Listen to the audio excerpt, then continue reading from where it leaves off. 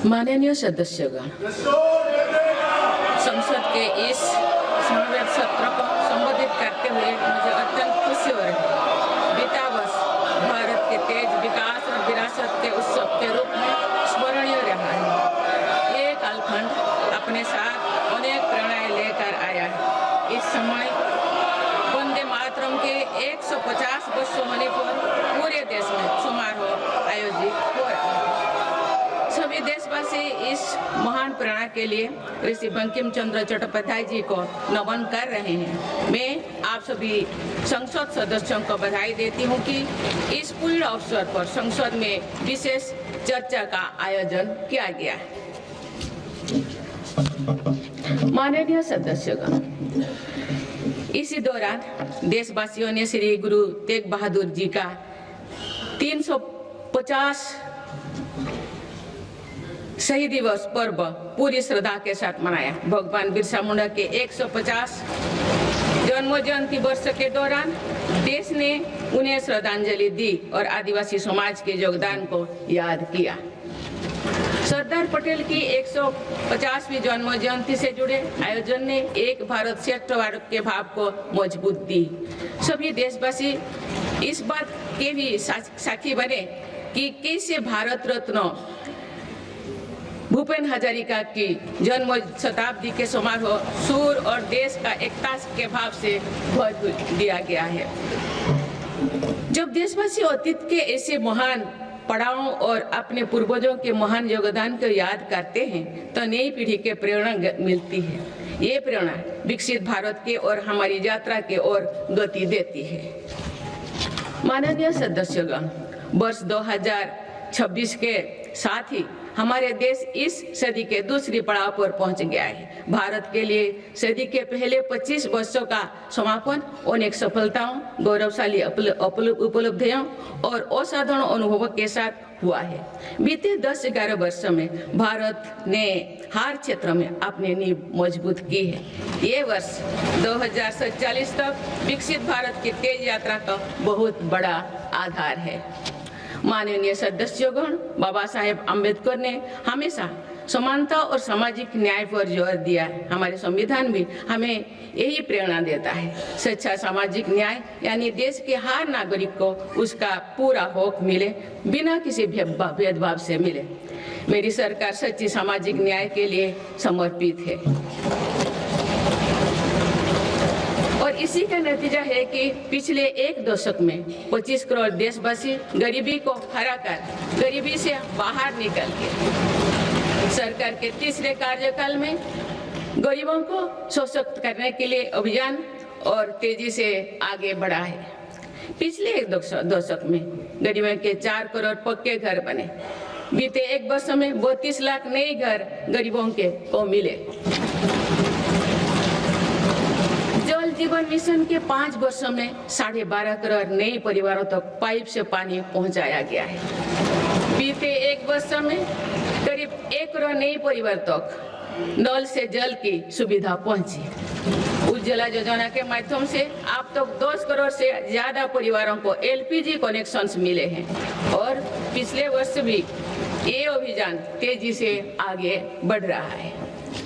मेरी सरकार पारदर्शी और ईमानदार व्यवस्थाओं को स्थायी बना रही है। इसी एक वर्ष में सरकार ने 7 लाख करोड़ रुपया से अधिक लाभ डीबीटी के माध्यम से सीधे लाभार्थियों को पहुंचाया। माननीय सदस्यगण, मेरी सरकार दलितों, पिछड़ों, वंचितों, जनजातीय समाज सभी के लिए पूरी संवेदनशीलता से काम कर रही है। सबका साथ सबका विकास का विजन देश के हर नागरिक के जीवन में सकारात्मक प्रभाव ला रहा है। वर्ष 2014 की शुरुआत में सिर्फ 25 करोड़ नागरिकों तक की सोशल सिक्योरिटी की योजनाएं पहुंच पाती थी। सरकार के प्रयासों में निरंतरता की वजह से आज करीब 95 करोड़ भारतीयों को सोशल सिक्योरिटी का कवच मिला है। गरीब मरीजों के लिए प्रारंभ की गई आयुष्मान भारत योजना से बीते वर्ष तक देश भर के अस्पतालों में 11 करोड़ से अधिक मुफ्त इलाज किए जा चुके हैं। इस योजना के तहत बीते वर्ष 2.5 करोड़ गरीबों के मुफ्त इलाज मिला है। बीते लगभग 1.5 वर्षों में करीब 1 करोड़ बुजुर्गों को वय वंदना कार्ड जारी किए गए हैं। इनकी मदद से करीब 8 लाख बुजुर्गों ने अस्पतालों में भर्ती रहते हुए अपना मुफ्त इलाज कराया है। आज देश में बने 1,80,000 आयुष्मान आरोग्य मंदिर की वजह से मरीजों को घर के पास इलाज मिलना सुनिश्चित हुआ है। मेरी सरकार ने बड़ी बीमारियों के खिलाफ निर्णायक लड़ाई लड़ी है। सिकल सेल एनीमिया उन्मूलन मिशन में 6.5 करोड़ से अधिक नागरिकों का स्क्रीनिंग की गई है। इससे कई जनजातीय इलाकों में इस बीमारी को रोकने में मदद मिली है। मिशन मोड में चलाए जाए गए अभियानों के कारण जापानी इंसेफेलाइटिस जैसे बीमारियों पर प्रभावी नियंत्रण पाया गया है। उत्तर प्रदेश के कई पिछड़े इलाके ग्रामीण क्षेत्रों में इस रोग की प्रभावी रोकथाम सुनिश्चित हुई है। ये गर्व की बात है कि विश्व स्वास्थ्य संगठन में भारत को आंखों का संक्रमण ट्राइकोमा से मुक्त घोषित कर दिया है। मेरी सरकार हर नागरिक को बीमा सुरक्षा देने के लिए भी प्रतिबद्ध है। प्रधानमंत्री जीवन ज्योति बीमा योजना और पीएम सुरक्षा बीमा योजना की इसमें बड़ी भूमिका है। इन योजनाओं से करोड़ों जरूरतमंद नागरिकों को बीमा कवरेज मिला है। इनके तहत 24,000 करोड़ रुपया से अधिक का क्लेम भी दिया गया है। ये योजनाएं संकट के समय करोड़ों गरीबों का संबल बनी है। माननीय सदस्यगण, मुझे ये देखकर संतोष है कि आज देश के युवा, किसान, श्रमिक और उद्यमी विकसित भारत के निर्माण में अपनी भूमिका का लगातार विस्तार कर रहे हैं। बीते वर्ष के उत्साहवर्धक आंकड़े इसका प्रमाण है। पिछले वर्ष में भारत ने रिकॉर्ड 350 मिलियन टन से ज्यादा खाद्यान्नों का उत्पन्न हुआ है। 150 मिलियन टन उत्पादन के साथ भारत दुनिया का सबसे बड़ा चावल उत्पादन देश बन गया है। हमारा देश विश्व का दूसरे सबसे बड़ा मछली उत्पादन देश भी बना है। ये ब्लू इकोनॉमी में देश की सफलता को दिखाता है। दूध उत्पादन क्षेत्र में भी भारत दुनिया के सबसे सफल देश के रूप में जाना जाता है। एक सहकारिता आंदोलन की मजबूती का परिणाम है। देश के मैन्युफैक्चरिंग सेक्टर में भी इस दौरान रिकॉर्ड ग्रोथ दर्ज किया है। मोबाइल मैन्युफैक्चरिंग जैसे फील्ड में भारत अब दुनिया का दूसरे सबसे बड़ा देश बन गया है। 2025-26 के पहले 5 महीने में भारत का स्मार्टफोन एक्सपोर्ट 1 लाख करोड़ रुपया के पार हो गया था। इस साल भारत ने 100 से अधिक देशों को इलेक्ट्रिक व्हीकल का निर्यात शुरू किया। माननीय सदस्यगण, मेरी सरकार भ्रष्टाचार और घोटाला से मुक्त व्यवस्था का निर्माण करने में सफल हो रहा है। इससे करदाताओं की एक पाई देश के विकास और जन कल्याण से खर्च हो रही है। भारत आज आधुनिक इंफ्रास्ट्रक्चर पर अभूतपूर्व निवेश कर रहा है। जल, थल, नभ हर क्षेत्र में भारत की तेज गति आज विश्व में चर्चा का विषय है। अटल जी के समय पीएम ग्रामीण सड़क योजना शुरू हुई थी। बीते 1 वर्ष में भारत ने लगभग 18,000 किलोमीटर नई ग्रामीण सड़कें जोड़ी है। अब भारत की करीब पूरी ग्रामीण आबादी सड़क से जुड़ चुकी है। गरीब तथा मध्यम वर्ग की सेवा में लगी भारतीय रेल तेजी से 100% इलेक्ट्रिफिकेशन के लक्ष्य के प्रति आगे बढ़ रही है।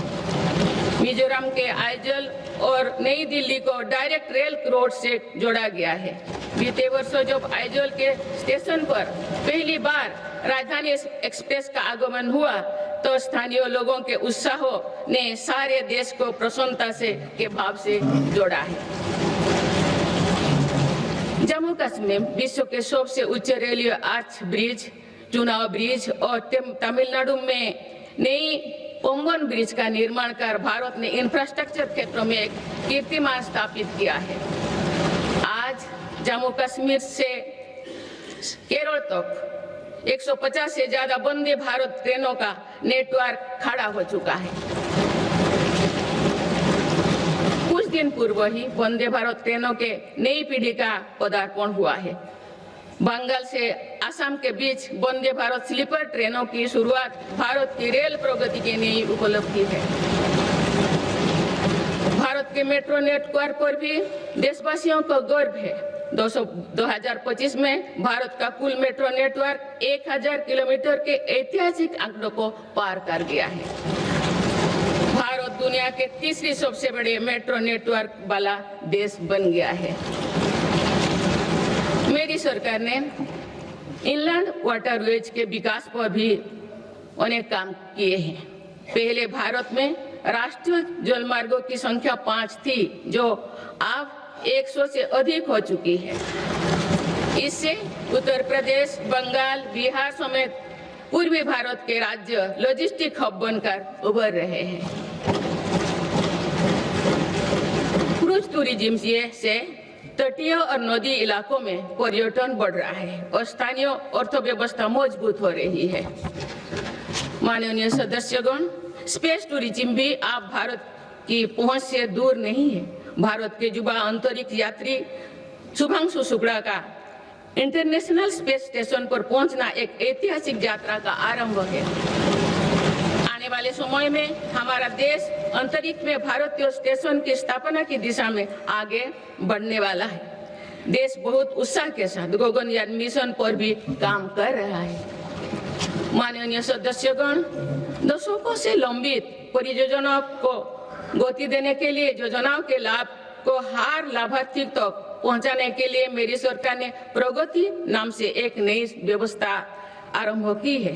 दिसंबर 2025 में प्रगति के 50वें बैठक का ऐतिहासिक पड़ाव भी आया।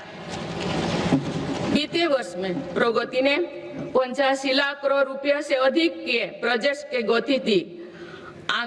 लाखों करोड़ रुपया की कल्याणकारी योजनाओं को धरातल पर उतारने में मदद की। रिफॉर्म, परफॉर्म, ट्रांसफर के जिस मंत्रों को लेकर देश चल रहा है, उसकी सफलता में प्रगति की इन बैठक ने बहुत बड़ी भूमिका निभाई है। माननीय सदस्यगण, बीते 11 वर्षों में देश की आर्थिक नींव बहुत मजबूत हुई है। दुनिया में अनेक प्रकार के संकटों के बावजूद भारत दुनिया की फास्टेस्ट ग्रोइंग मेजर इकोनॉमी बना हुआ है। भारत ने महंगाई दर को कम रखने के अपने रिकॉर्ड को और बेहतर किया है। इसका सीधा फायदा देश के गरीब और मध्यम वर्गीय परिवारों को हो रहा है। मेरी सरकार ने नीतियों के कारण देशवासियों की आय बढ़ी है, बचत बढ़ी है और खरीद शक्ति में भी वृद्धि हुई है।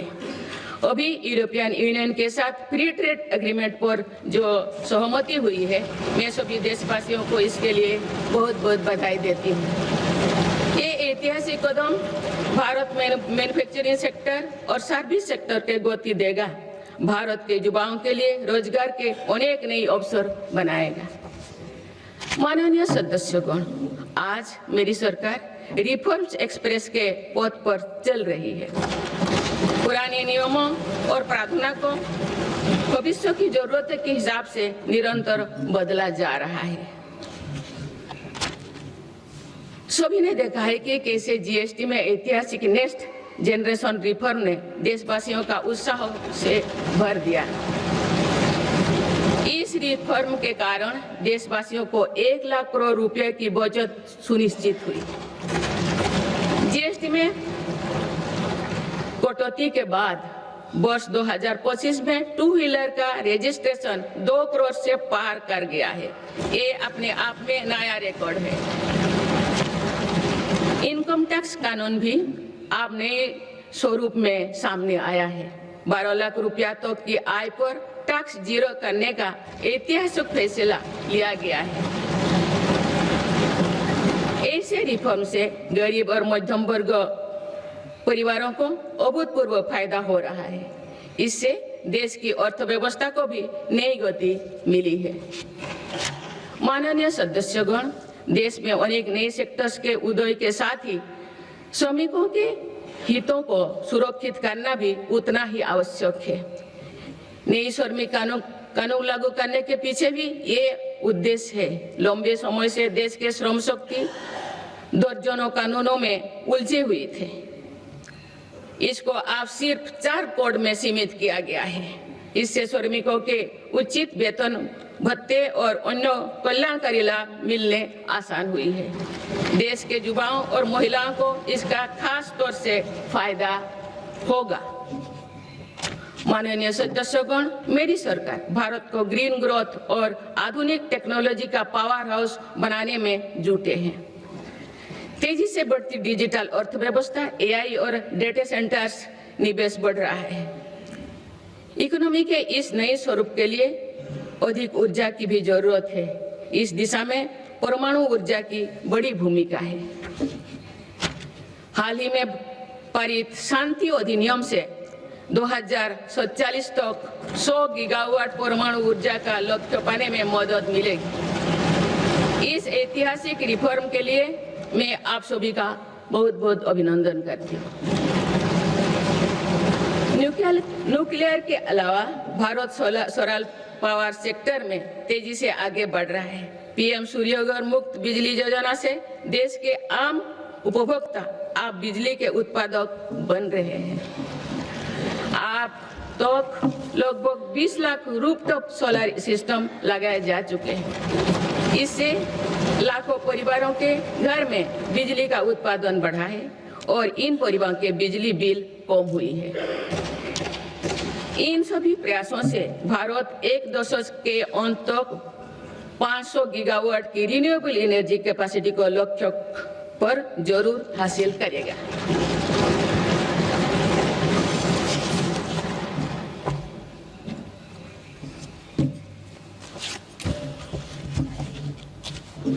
माननीय सदस्यगण, किसी भी न्याय व्यवस्था की वास्तविक सफलता इस बात से तय होती है कि उसके कानून नागरिकों से भय का नहीं बल्कि सुरक्षा, सुविधा एवं सशक्तिकरण का भाव पैदा करें।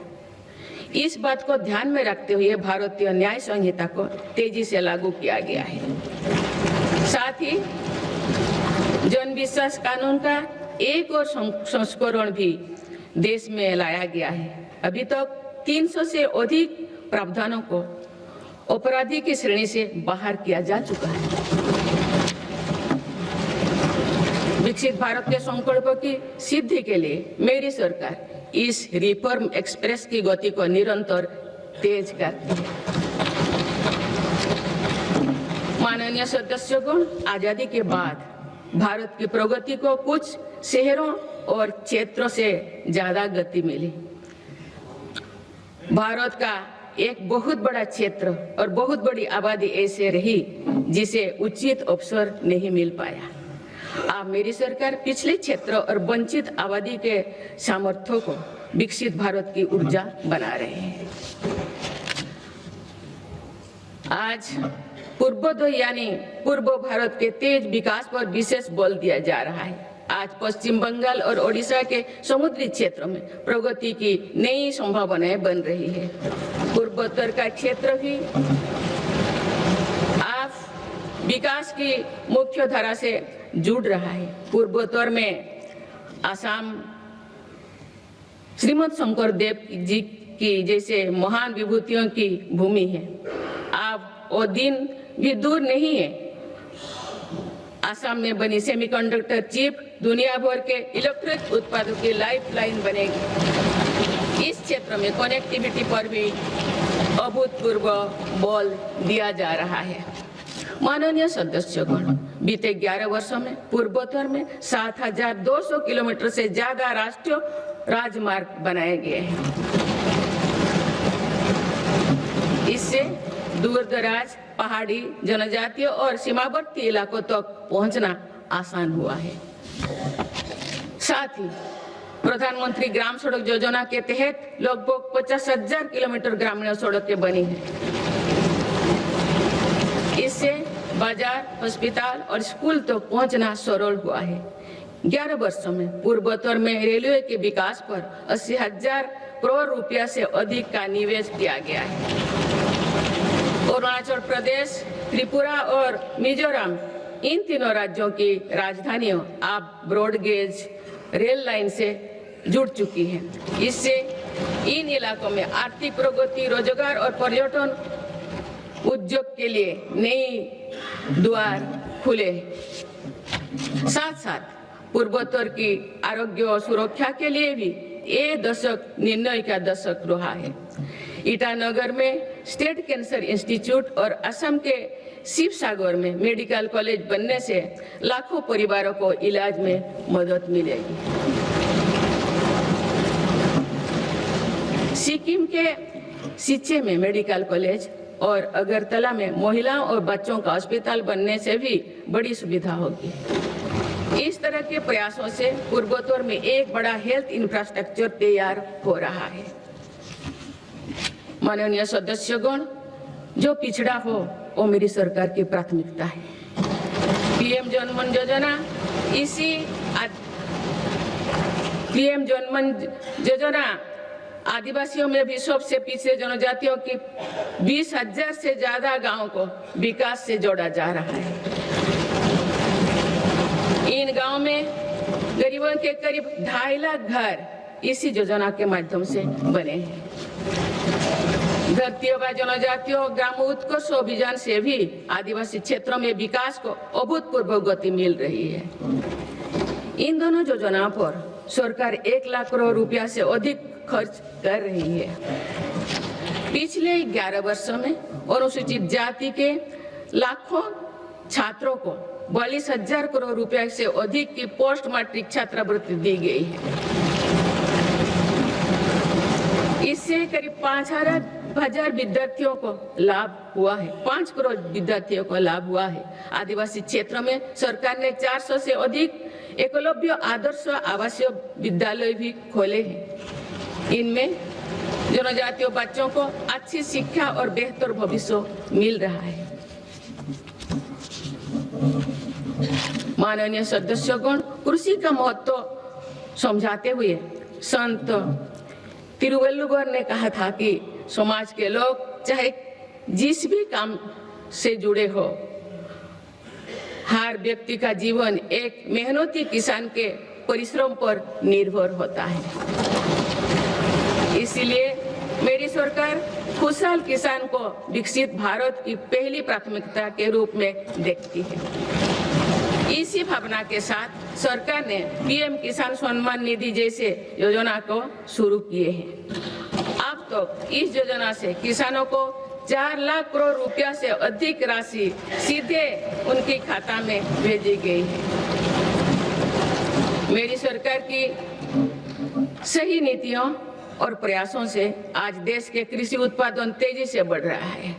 वर्ष 2024-25 में खाद्यान्न और बागवानी की फसलों में रिकॉर्ड उत्पादन हुआ है। सरकार इन फसलों का भी उत्पादन बढ़ाने के लिए काम कर रही है, जिसमें अभी तो हमारा कृषि क्षेत्र पीछे था। सरकार की मंशा है कि इससे कृषि उत्पादकों का आयात भी कम हो।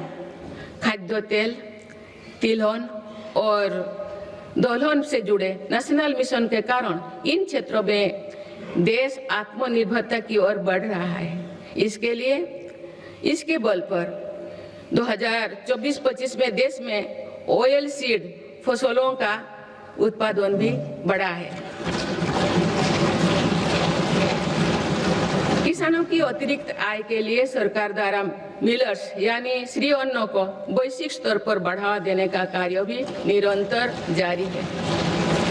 माननीय सदस्यगण, आज किसानों को अनाज उत्पादन के साथ ही पशुपालन, मत्स्य पालन और मधुमक्खी पालन से भी आर्थिक प्रगति के रास्ते से जोड़ा जा रहा है।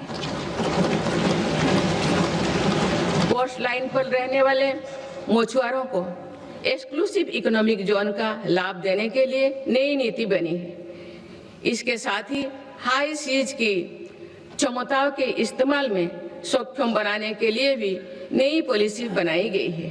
2024-25 में देश का मत्स्य उत्पादन लगभग 200 लाख टन हो गया है। 2014 की तुलना में इसमें कुल 105% की बढ़ोतरी हुई है। माननीय सदस्यगण, मेरी सरकार ने एग्रीकल्चर सेक्टर के आधुनिकीकरण के लिए और बेहतर लॉजिस्टिक्स निर्माण के लिए एग्रीकल्चर इंफ्रास्ट्रक्चर फंड की व्यवस्था भी की है।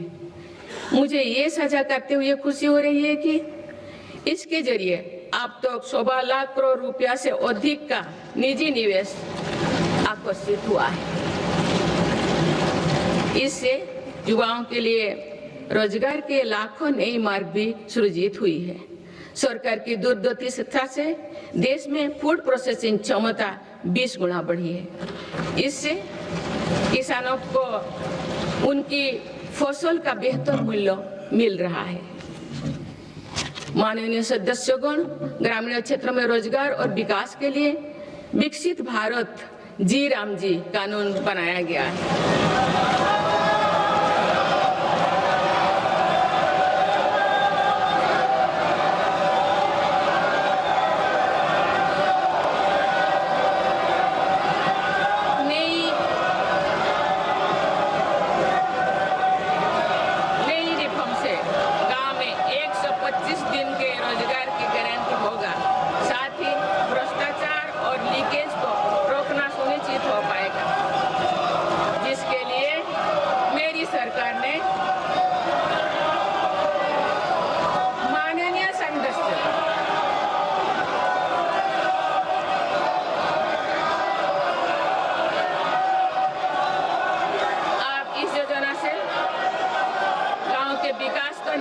मिलेगी और किसान, पशुपालन और मछुआरे साथियों के लिए नई सुविधाएं निर्मित होगी।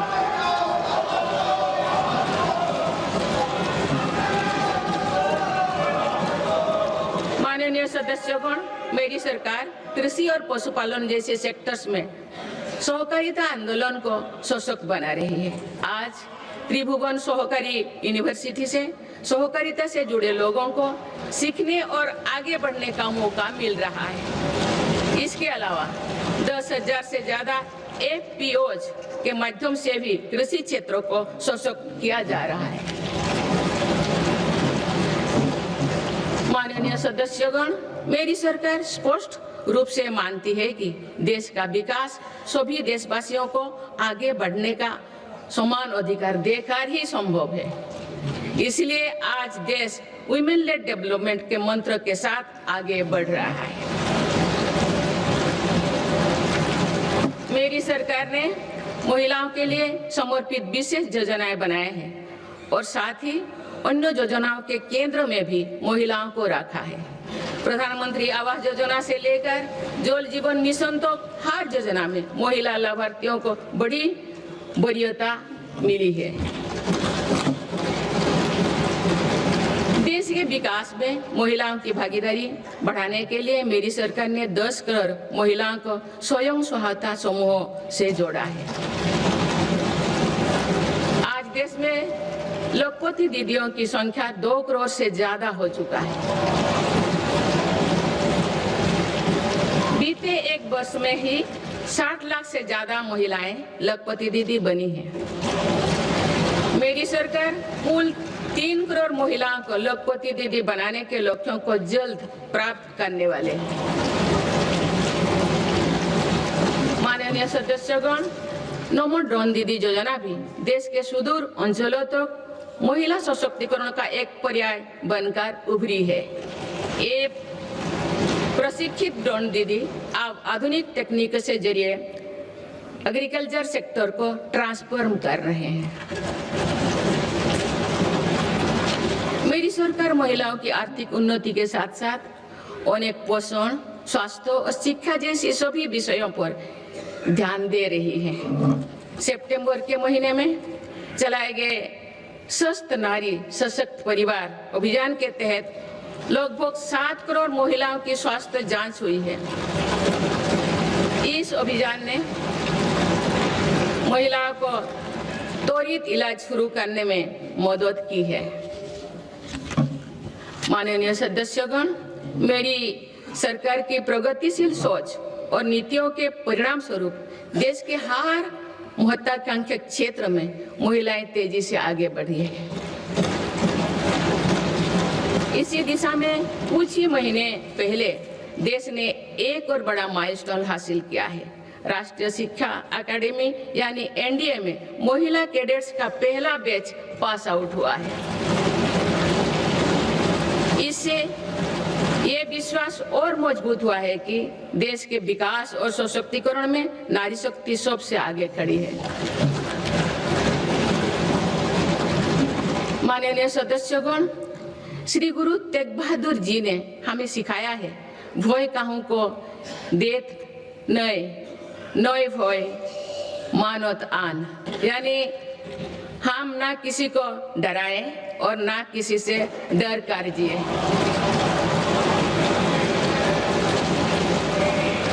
इसी निडर मन से, इसी भावना से देश की सुरक्षा सुनिश्चित कर सकते हैं। भारत ने सिद्ध किया है कि शक्ति का प्रयोग उत्तरदायित्व और विवेक के साथ किया जा सकता है। ऑपरेशन सिंदूर से विश्व ने भारतीय सेना का शौर्य और पराक्रम देखा है। हमारे देश ने अपने संसाधनों के बल पर आतंकियों के अड्डे को ध्वस्त कर दिया है। मेरी सरकार ने कड़ा संदेश दिया है कि भारत पर किसी भी आतंकी हमले का जवाब दृढ़ और निर्णायक होगा। सिद्धू जल समझौते को स्थगित किया जाना भी आतंकवाद के विरुद्ध हमारी लड़ाई का हिस्सा है। देश की रक्षा व्यवस्था को और मजबूत बनाने के लिए मिशन सुदर्शन चक्र पर भी काम हो रहा है। माननीय सदस्यगण, मेरी सरकार की नीतियों के अनुरूप सुरक्षा बलों ने माओवादी आतंक पर भी निर्णायक कार्रवाई की है। वर्षों तक देश के 126 जिलों में असुरक्षा, भय और अविश्वास का वातावरण था। माओवादी विचारधारा ने कई पीढ़ियों का भविष्य अंधकार में डाल दिया। इसका सबसे ज्यादा नुकसान हमारे युवाओं, आदिवासी और दलित भाई बहनों को हुआ। आज माओवादी आतंक की चुनौती 126 जिलों से घटकर 8 जिलों तक सीमित हो गए हैं।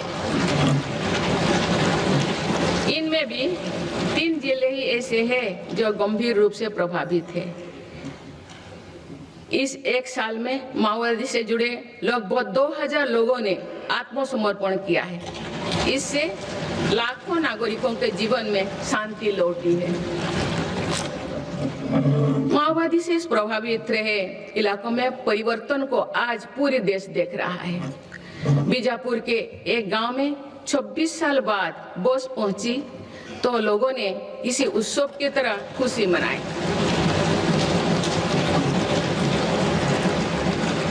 बस्तर ओलंपिक में युवा बढ़ चढ़कर हिस्सा ले रहे हैं। हथियार छोड़ चुकी व्यक्ति आज जगदलपुर में पंडुम कैफे में लोगों की सेवा कर रहे हैं। माननीय सदस्यगण, मेरी सरकार ये सुनिश्चित कर रही है कि जो लोग हथियार छोड़कर मुख्यधारा से जुड़े हैं उनका जीवन पटरी पर लौटे। वो दिन दूर नहीं जो देश से आतंक पूरी तरह से समाप्त हो जाए। माननीय सदस्यगण, गुरुदेव रविंद्रनाथ टैगोर ने कहा था कि आजादी तब तक अधूरी है जब तक आत्मनिर्भरता का जीवन ना जिया जाए। मेरी सरकार भारत को आत्मनिर्भर बनाने की दिशा में निरंतर और ठोस प्रयास कर रहे हैं। आज मेक इन इंडिया के विजन के साथ बने उत्पाद दुनिया के अलग अलग बाजारों तक पहुंच रही है। स्वदेशी को लेकर भी देशवासियों में बहुत उत्साह है। माननीय सदस्यगण, पीएलआई योजना से अभी तक लगभग 2 लाख करोड़ रुपया का निवेश आकर्षित हुआ है। साथ ही 17 लाख करोड़ रुपए से अधिक का उत्पादन हुआ है। भारत का इलेक्ट्रॉनिक सेक्टर अभूतपूर्व गति से विकास कर रहा है। बीते 11 वर्षों में इलेक्ट्रॉनिक्स प्रोडक्शन में 6 गुना वृद्धि हुई है। आज ये 11 लाख करोड़ रुपया का हो चुका है। वर्ष 2025 में भारत का डिफेंस प्रोडक्शन 1.5 लाख करोड़ रुपया से पार हो चुका है और डिफेंस एक्सपोर्ट भी रिकॉर्ड 23,000 करोड़ रुपया से ऊपर चल गया है। ऑपरेशन सिंदूर के बाद made in India defence platform पर भरोसा मजबूत हुआ है। माननीय सदस्यगण, निवेश और निर्यात के मामले में भारत की वैश्विक हिस्सेदारी निरंतर बढ़ रही है। बीते 11 वर्षों में भारत में लगभग $750 बिलियन का एफडीआई आया है। मेरी सरकार भारत में नई सेक्टर्स को प्रोत्साहित दी रही है। आधुनिक मैन्युफैक्चरिंग और भविष्य की टेक्नोलॉजी के लिए माइक्रोचिप में आत्मनिर्भरता बहुत आवश्यक है। वर्ष 2025 में 4 और सेमीकंडक्टर मैन्युफैक्चरिंग यूनिट को मंजूरी दी गई है। भारत में 10 ऐसे फैक्ट्रियां आने वाले समय में अपना काम शुरू करने वाली है। भारत अब नानो चिप निर्माण के लिए भी बड़े कदम उठा रहे हैं। माननीय सदस्यगण, चिप के अलावा एक और बहुत बड़ा क्षेत्र है जिसको लेकर मेरी सरकार ने मिशन मोड पर काम शुरू किया है।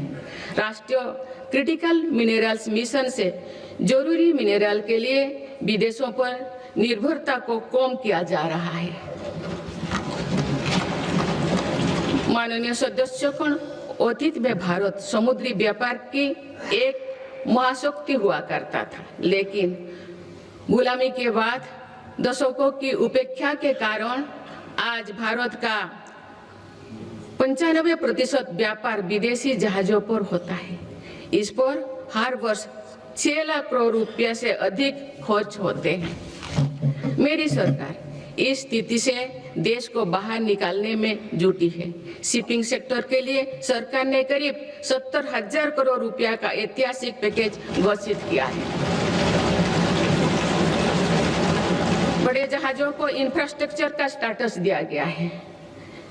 इतना ही नहीं, शिपिंग से जुड़ी पुराने कानूनों को भी वर्तमान जरूरतों के हिसाब से बदला गया है।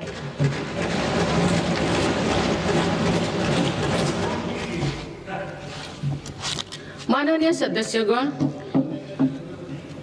केरल के महान संत श्री नारायण गुरु कहते थे, शिक्षा से ज्ञान प्राप्त करो और संगठन से शक्तिशाली बनो। क्योंकि एक राष्ट्र जब सपने देखता है तो उन सपनों का दृष्टा भी उस राष्ट्र का युवा होता है और उनका निर्माता भी वही युवा होता है। आपको ये जानकर खुशी होगी कि बीते 11 वर्षों में के दौरान देश में सिर्फ इलेक्ट्रॉनिक मैन्युफैक्चरिंग सेक्टर में 25 लाख से अधिक नई रोजगार सृजित हुई है। मेरी सरकार की नीतियों के कारण आज देश में कई नए सेक्टर्स का भी उदय हो रहा है। Semiconductor, green energy, green hydrogen जैसे इन क्षेत्रों में नए रोजगार बन रहे हैं। माननीय सदस्यगण, मेरी सरकार ने बीते वर्षों में आधुनिक इंफ्रास्ट्रक्चर के निर्माण पर 50 लाख करोड़ से अधिक राशि खर्च की है। इंफ्रास्ट्रक्चर पर हुई इस निवेश ने युवाओं के लिए बड़ी संख्या में रोजगार का निर्माण किया है। माननीय सदस्यगण, आज भारत के युवा मन में हम एक और सकारात्मक बदलाव देख रहे हैं। देश का युवा आत्मनिर्भर भारत, स्वदेशी और मेक इन इंडिया को अपनी जिम्मेदारी मान रहे हैं। मुद्रा योजना जैसे प्रयास इन युवाओं में उद्यमिता और स्वरोजगार की भावना को बढ़ावा दे रहे हैं। इस स्कीम के तहत अभी तक 38 लाख करोड़ रुपया से अधिक का फंड छोटे छोटे उद्यमियों को मिला है। करीब 12 करोड़ से अधिक लोन पहली बार स्वरोजगार शुरू करने के लिए दिए गए हैं। इसी तरह पीएम विश्वकर्मा योजना के तहत देश के 20 लाख से अधिक कारीगरों को ट्रेनिंग और बैंक से मदद दी जा रही है। पीएम स्वनिधि योजना के तहत भी रेहड़ी फुटपाथ पर काम करने वाले 72 लाख लोगों को 16,000 करोड़ रुपया की मदद मिल चुकी है। माननीय सदस्यगण, अभी हाल ही में स्टार्टअप इंडिया प्रोग्राम ने अपने 10 लाख पूरे किए हैं। इन 10 साल पूरे किए हैं। इन 10 वर्षों में भारत दुनिया का तीसरा बड़ा स्टार्टअप इकोसिस्टम बन गया है। एक दशक पहले तक देश में 500 से भी कम स्टार्टअप थे। आज देश में लगभग 2 लाख स्टार्टअप पंजीकृत हो चुके हैं। पिछले साल ही करीब 50,000 नए स्टार्टअप्स पंजीकृत हुई है। हमारे स्टार्टअप नेटवर्क में 20 लाख से अधिक युवा काम कर रहे हैं। इन स्टार्टअप्स में से 45% में कम से कम एक डायरेक्टर महिला है। माननीय सदस्यगण, बीते 1 वर्ष में विभिन्न रोजगार मेले के माध्यम से मेरी सरकार ने लाखों युवाओं को पक्की नौकरी दी है। प्राइवेट सेक्टर में भी 1 लाख करोड़ रुपए के बजट की प्रधानमंत्री विकसित भारत रोजगार योजना लागू की गई है। इसके तहत 3.5 करोड़ नए रोजगार सृजित किए जा रहे हैं। मेरी सरकार के प्रयासों से आईटी सर्विस, इलेक्ट्रॉनिक्स मैन्युफैक्चरिंग और ग्लोबल कैपेबिलिटी सेंटर्स में भी 1 करोड़ से अधिक युवाओं को रोजगार मिला है।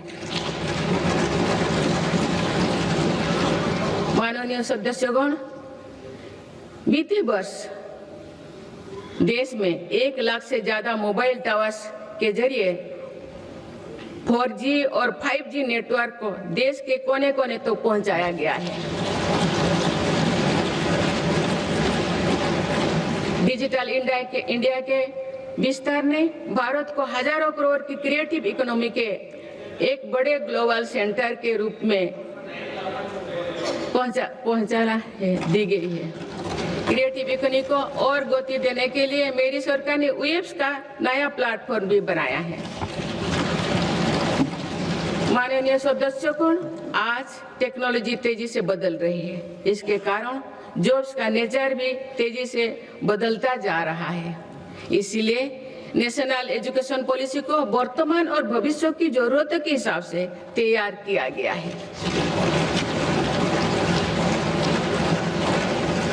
आज स्कूल के स्तर में से भी बच्चों में टेक्नोलॉजी और इनोवेशन का माइंडसेट बनाया जा रहा है।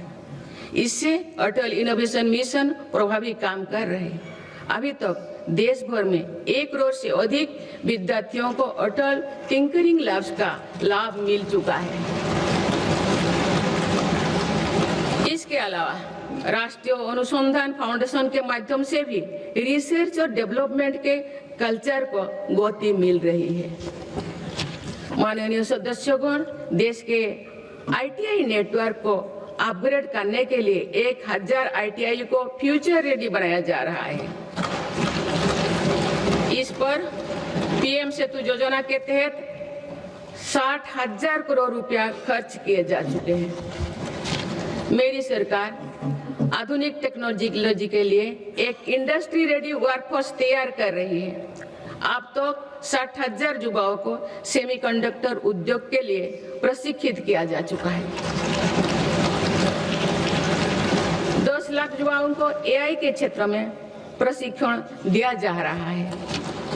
माननीय सदस्यगण, आज एआई के दुरुपयोग से पैदा हो रहे क्षेत्र के विषय में गंभीर होना बहुत आवश्यक है। डीप फेक, मिस इन्फॉर्मेशन और फेक कंटेंट लोकतंत्र, सामाजिक सौहार्द और जनता के विश्वास के लिए बड़ा खतरा बनते जा रहे हैं। इस गंभीर विषय पर आप सभी को मिलकर विचार करना चाहिए। माननीय सदस्यगण, भारत के युवाओं और मेरी सरकार के साझा प्रयासों से देश में खेलों का भी अभूतपूर्व विकास हो रहा है।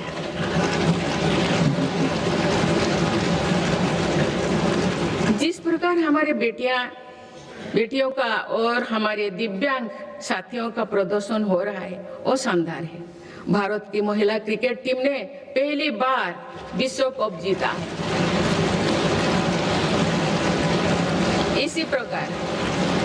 इसी प्रकार ब्लाइंड वुमेन क्रिकेट टीम ने भी वर्ल्ड कप जीता। मैं अपनी बेटियों को बहुत बहुत शुभकामनाएं देती हूँ। इसी तरह आगे बढ़ते रहे। माननीय सदस्यगण, बीते दशक में भारत में खेल से जुड़े हर व्यवस्था में रिफॉर्म किए गए हैं। मेरी सरकार ने खेलो भारत नीति बनाए हैं और खेलों से जुड़े संस्थानों को पारदर्शी बनाया जा रहा है। हमारी तैयारियां और आत्मविश्वास का परिणाम है कि भारत को 2030 कॉमनवेल्थ गेम्स की मेजबानी का दायित्व दिया जा रहा है। आप सबको सहयोग करना है। मुझे विश्वास है कि देश की एक समर्थ युवा शक्ति विकसित भारत के निर्माण में निर्णायक भूमिका निभाएगी। मेरी सरकार ने देश की युवा शक्ति को राष्ट्र चिंतन से जोड़ने के लिए Viksit Bharat young leaders dialogue platform भी शुरू किया है। इस वर्ष इस मंच से करीब 50 लाख नौजवानों ने रजिस्ट्रेशन किया। अभी तक माई भारत संगठन से भी करीब 2 करोड़ युवा जुड़ चुके हैं। माननीय सदस्यगण, आप सब जानते हैं कि इस समय विश्व एक कठिन कालखंड से गुजर रहा है। लंबे समय से चले आ रहे वैश्विक समीकरण भी आज बदल रहे हैं। युद्ध की अनिश्चितताओं ने भी वैश्विक स्थिरता और वैश्विक अर्थव्यवस्था को संकट में डाल रखा है। इन सब परिस्थितियों के बीच भी भारत तेज गति से विकास की राह पर आगे बढ़ रहा है। भारत की इस सफलता के पीछे मेरी सरकार की संतुलित विदेश नीति और दूरगामी सोच की बड़ी भूमिका है। माननीय सदस्यगण, वर्तमान की जटिल वैश्विक परिस्थितियों में भारत विश्व में एक सेतु की भूमिका निभा रहा है। युद्धरत देश भी महत्वपूर्ण मुद्दों को लेकर भारत पर अपना भरोसा व्यक्त करते हैं। ये संतोष की बात है कि भारत ने संतुलन, निष्पक्षता और मानवीय दृष्टिकोण को प्राथमिकता दी है। इनके बाद भी इंडिया फर्स्ट के संकल्प को अटल बनाए रखा। माननीय सदस्यगण, भारत ने पूरे विश्व में ग्लोबल साउथ की आवाज को और मुखरता से तेज किया है। इनमें अफ्रीका और लैटिन अमेरिका सहित ऐसे सभी भूभागों में नई पार्टनरशिप्स बनाए हैं और पुराने संबंधों को मजबूती दी है। भारत ने बिम्स्टेक, G20, ब्रिक्स, एससीओ और अन्य अंतर्राष्ट्रीय मंचों पर अपनी उपस्थिति को भी लगातार मजबूत बनाया है। माननीय सदस्यगण, भारत का हमेशा ये मानना रहा है कि ग्लोबल पॉलिटिक्स और कोऑपरेशन का अंतिम ध्येय मानवता की सेवा होना चाहिए। देश ने अपने एक्शन से इसके प्रेरणादायक उदाहरण भी पेश किए हैं। Latin America, south east Asia, Pacific islands और पड़ोसी देशों में संकट के समय आगे आकर हर संभव सहायता पहुंचाई।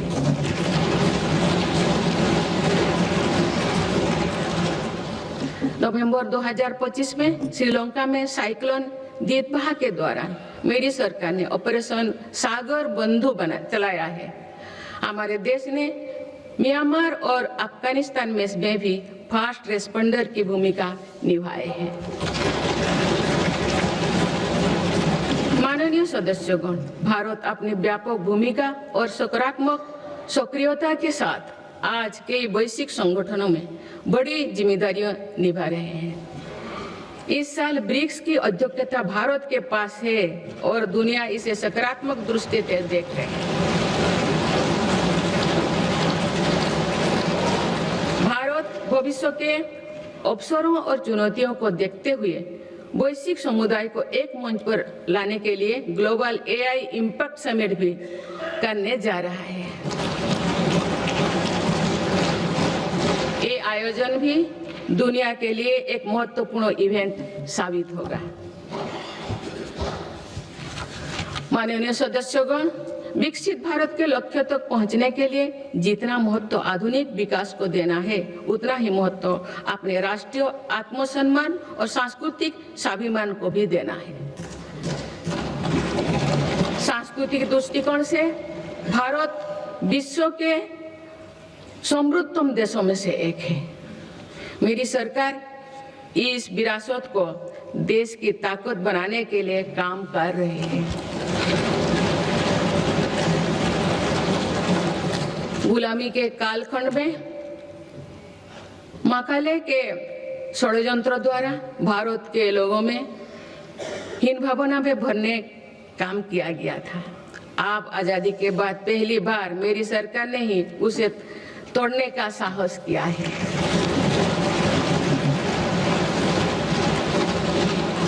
माननीय सदस्यगण, आज देश अपनी सांस्कृतिक धरोहर को सहेजने और संवारने के लिए हर मोर्चों पर काम कर रहा है। इसी दिशा में मेरी सरकार के प्रयासों से 100 वर्षों बाद भगवान बुद्ध के पवित्र अवशेष वापस भारत लौटे।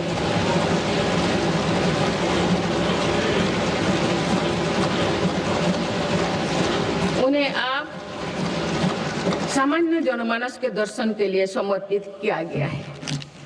इस वर्ष सौराष्ट्र के सोमनाथ मंदिर के नवनिर्माण के 75 वर्ष भी पूरी होने जा रहे हैं।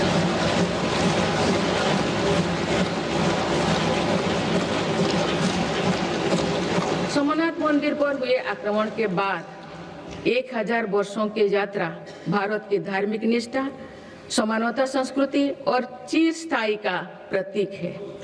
इस अवसर पर जिस उत्साह से देश भर के लोगों ने सोमनाथ स्वाभिमान पर्व में हिस्सा लिए हैं, वो अतुलनीय है।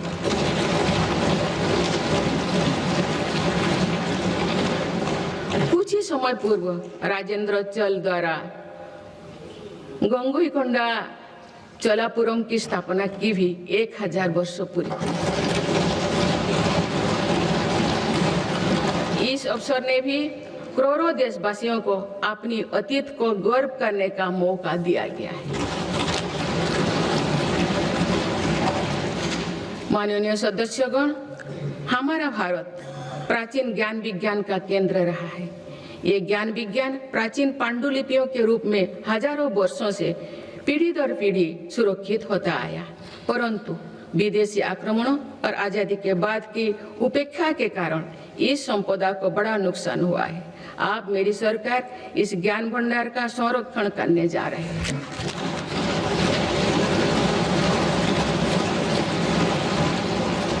ज्ञान भारतम अभियान के माध्यम से देश भर के प्राचीन पांडुलिपियों के डिजिटलीकरण का काम शुरू किया गया है। समय में ये प्रयास भारतीय ज्ञान परंपरा को सुरक्षित करने और जन सुलभ बनाने में महत्वपूर्ण भूमिका निभाएंगे। माननीय सदस्यगण, मेरी सरकार देश की आदिवासी विरासत को संरक्षित करने के लिए आदिवासी म्यूजियम भी बनवा रहे हैं। इसी क्रम में हाल ही में छत्तीसगढ़ में शहीद वीर नारायण सिंह आदिवासी स्वतंत्रता संग्राम सेनानी संग्रहालय को लोकार्पित किया गया है।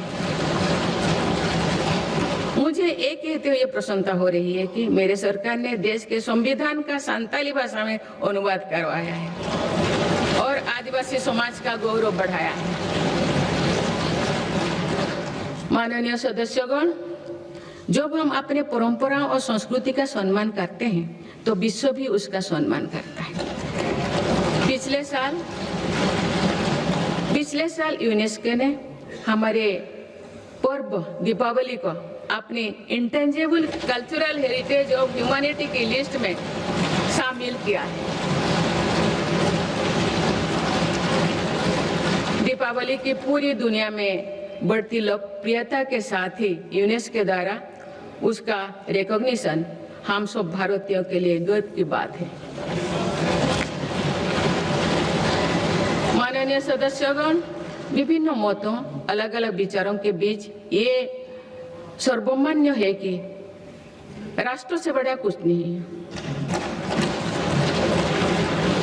पूज्य महात्मा गांधी, नेहरू जी, बाबा साहेब, सरदार पटेल, जेपी जी, लोहिया जी, पंडित दीनदयाल उपाध्याय, अटल जी सभी इसी विचार के रहे हैं कि लोकतंत्र में विषय पर भेदभाव होना स्वाभाविक है, लेकिन कुछ विषय मतभेदों से परे होना चाहिए।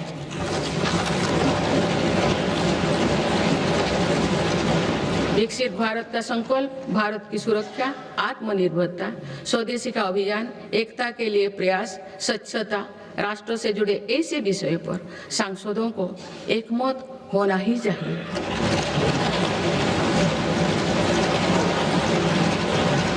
हमारे संविधान की भावना भी यही है।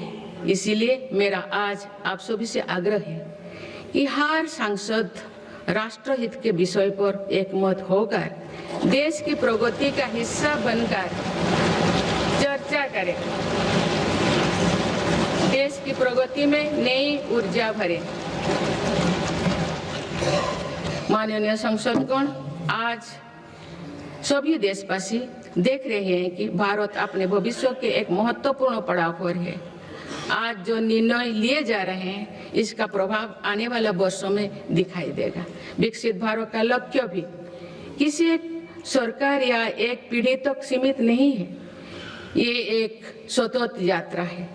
इस यात्रा में हम सभी के प्रयास, अनुशासन और निरंतरता का महत्व है। आने वाले समय में देश की प्रगति हमारी सामूहिक संकल्पों से ही होगा। मुझे विश्वास है कि संसद, सरकार और नागरिक तीनों मिलकर विकसित भारत के संकल्प को सिद्ध करेंगे।